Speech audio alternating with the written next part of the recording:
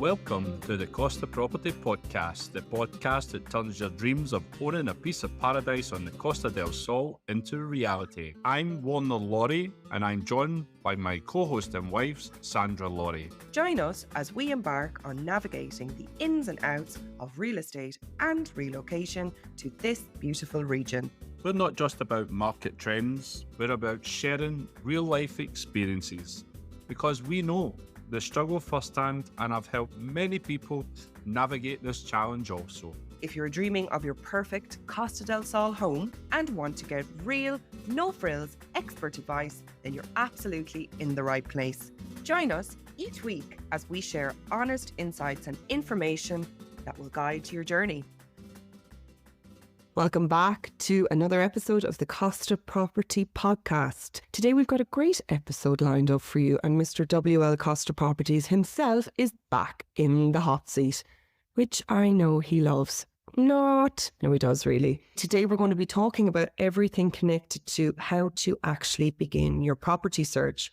We're going to be really picking Warner's brain on where should people start. In practice, how do you actually begin your property search in Spain? What are the first steps that you should take, and what should you actually avoid? So before we really dive into today's episode, Warner, what is the Spanish word of the day? Hi everyone, Sandra, I can't wait for this episode, and the Spanish word of the day is empezar, and empezar means to start. Amazing! We're excited to share all Warner's words of wisdom with you. Now let's get to the episode. Yeah. Today we have Warner in the hot seat again with a highly requested topic. And I know that this episode is really going to add a lot of value and help a lot of fellow sun seekers as they actually start to begin their search. We're stripping it right back to the very, very beginning today. With all of the information out there, we thought it would be really good to bring light onto the most common question, which is actually, where should we actually start or begin our search? And what are the actual pitfalls that we should think about in order to avoid? So Warner, I'm excited to dive into today's topic with you, but how are you doing? Yep, Sandra, I'm feeling energized today. It's another beautiful morning and I've got a very busy day ahead. Starting to get hot though, right? It's really hot. It's getting now towards the summer and bearable heat. Yeah, and I think when we live in a place like the Costa del Sol, often I think we're a little bit greedy because we can't wait for it to get hot, but then we complain all of the time when it's too hot and we end up really hiding from the sun. Absolutely. And the good thing about the Costa del Sol is you're close to the beach, so you do get a breeze. Yeah. So rather than being in the countryside where there's no breeze, so at least... One thing about, this time of year that is a little bit tough is how hot the car actually gets. Oh my God, the steering wheel, sometimes when you touch it, you burn your finger. Or worse, you burn your backside off. Yeah, that happens a lot. Well, less about burnt bottoms. Warner, we're going right back to the basics today. What are the first steps that somebody should actually start to take when they're beginning their property search, if they're not actually based in the Costa del Sol, or maybe they're sitting in the UK or Ireland or America or Sweden or Australia, wherever it is that they are? And I'm really going to pick your brain. So whenever you're ready, Warner, let's start with what actually are the first steps that somebody should take as they are commencing their search. The first step that they should take is do their research, Sandra. Understanding what they want and why you want it is very crucial. Some key points to consider would be, are you buying the property for a holiday home? Do you want it for investment? Or are you looking to relocate to this beautiful Costa del Sol? So really understanding what is the purpose of the purchase and kind of pulling at your heartstrings a little bit, I guess, really to understand why are you doing this in the first place? Yeah, exactly. And location, do you want to be next to a beach? Or would you like to wake up in the morning to the countryside? Or are you a city mogul and you like the idea of living in the city? Yeah, and I guess this is important as well because I know that when you take the time to really understand what location you want to be based in, that has naturally an impact then on your budget. Yeah, absolutely. The closer to the city, the more expensive it is. Malaga's becoming a hub for all American companies, so it is getting more expensive. I would always say to my clients, come on holiday for 3 or 4 days. Once you've researched the area, go to the area and find out if that area is for you. But how does somebody, it's great to say research the area, but in practice, how does somebody do that? Basically, Sandra, you would hire a car, which is an adventure in itself, and then just go and explore the Costa del Sol. Some areas you might absolutely fall in love with, and some areas that you thought that you would like, you don't. And I guess then it's a matter of when you feel that you've done that, making a short list of what you feel connected to. Yeah, once you're connected to that area, then it's all about budget. You need to be very clear in how much you have to spend. And you also need to factor in additional costs like taxis, notary fees. In big complexes, they have more maintenance to say if you buy an independent townhouse. The community fees can sometimes be expensive if you have different amenities. If you have a gymnasium, if you have a sauna, indoor pool. So you have to factor in the maintenance fees per month. So just from a purpose of jargon, and for listeners who may not be familiar with the jargon, you've talked about the community fees there. What is that? Community fees is what every owner pays every month to maintain the complex. Okay. So the more things that you have, the more community fees that you would pay. So community maintenance, essentially, you're saying they're the same thing? They're the same thing, yeah. You also need to look at the legal and financial readiness, Sandra. You need to do your research to ensure your finances are in order. And you also need to understand the legal process of buying a property in Spain.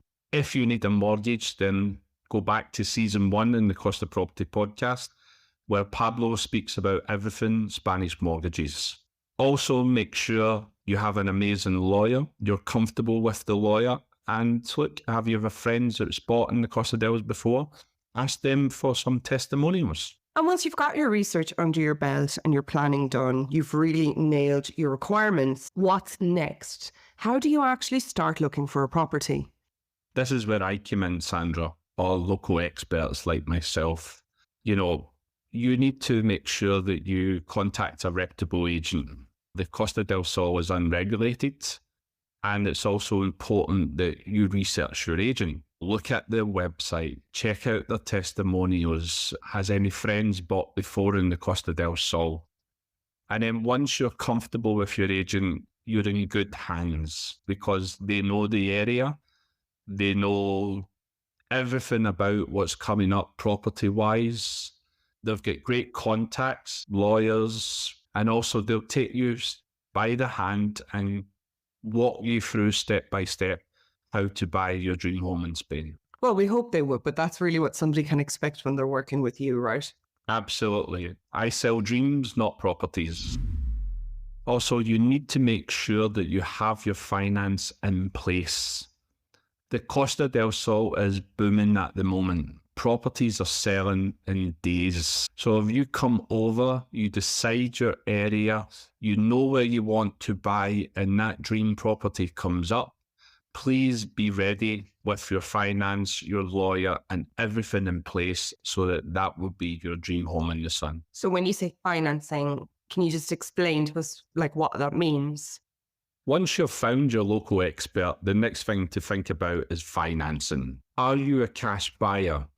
Do you need a mortgage? Because the banks are open for non-residents to buy in Spain. All you need to do is ask the question and find the institution that you're happy with. Now let's talk about the potential pitfalls. What should buyers be cautious of during their property search? I think we would probably need to elaborate here that you're not buying in your home country, right? So it would be not sensible to assume that things are going to be the same. Absolutely. Not understanding the legal process in Spain can be costly. I always recommend that you get a lawyer so that the lawyer can tell you the Spanish buying process because it's going to be different than your own country. Also, overlooking additional costs. Besides the purchase price, buyers should budget for taxes, notary fees, registration fees, and potential renovation costs. Because the Costa del Sol was built in the 1960s and 70s, most of the properties there, when you buy them, will need some sort of renovation. So you need to factor in the costs. Is the kitchen old? Does it need new flooring? What essentials does it need so that you're happy to live in the home or have it as a holiday home? I guess we have to consider taste there as well. Like we often see that, Spanish apartments can tend to be quite dark, right? Because they are trying to keep things cool and away from the sun. But often when a buyer comes from a different country, they want it light and airy, and those costs need to be factored in to bring things around to your taste so that you're comfortable to live there. Yeah, sometimes when I'm taking clients on tour and we go and see a property that, is owned by a Spanish family, and when you go in, all the blinds are closed, there's no lights on. It's very difficult for them to see, what the apartment, the potential of the apartment is like. So when I go in, I open all the blinds, put all the lights on and give them an idea. Normally they'll take the kitchen away, open plan it. That's the way people never like their properties. That's the way people like to live, isn't it? But I think it's always interesting though to set that expectation that due to climate, decoration is different. It will not be the same as how you decorate at home. No, absolutely not. And, there's lots of constructors over here that can go and give you great ideas for upgrading your property. Also, if you're buying off plan, you need to research the developer. Ensure they have a good track record and ensure that they have financial stability is important. Assuming all agents are the same, not all real estate agents in Spain are regulated. So always make sure that your agent is a reputable one. Check their testimonials, even if they're recognised by a professional body. Trust me, it'll help you in the long run. Absolutely, absolutely. And something we often do with our clients as well is that we will put them in direct contact with people who have been through the buying or selling process with you previously so that they can really get a feel for what you do, right? Yeah, it's so important. So normally if somebody's interested in buying, I always put them on to clients that's already bought with me before and they give them a call and, they come back to me and they're very confident in the man for the job. Amazing. So we've really dived into it today, Warner. We've really stripped it back in terms of what should people start to think about when they're beginning their search. So if you are at home and you are considering exploring that big dream this year or next year, this should really guide you in terms of what's the first step that you actually should take and where should you actually begin. Thank you so much for listening into today's episode on the Costa Property Podcast.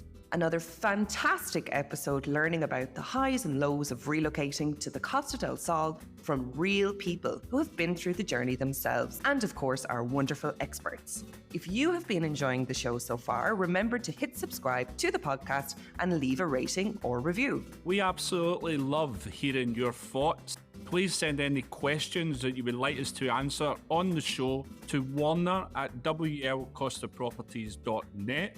Or you can pop us a message on our socials, which are in the show notes. Remember, you can also visit the website, www.WLCostaProperties.net. See you on the next episode, and bye for now. Bye-bye.